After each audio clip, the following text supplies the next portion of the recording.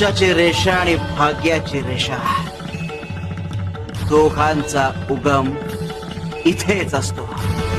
शरीराचे, नशिबाचे आणि लौकिक जगाचे भोग संपवण्याची ताकद इथेच असते. या ठिकाणी राखी बांधे की ब्रह्मा, विष्णू आणि महेश यांची कृपा प्राप्त होते. ब्रह्माच्या कृपेने कीर्ती मिळते, विष्णूच्या कृपेने रक्षण होतं आणि शंकराच्या कृपेने दुर्गुणांचा नाश होतो. साधा सुद्धा दिसणारा राखीचा धागा इतकं काही करून त्यानं आमच्या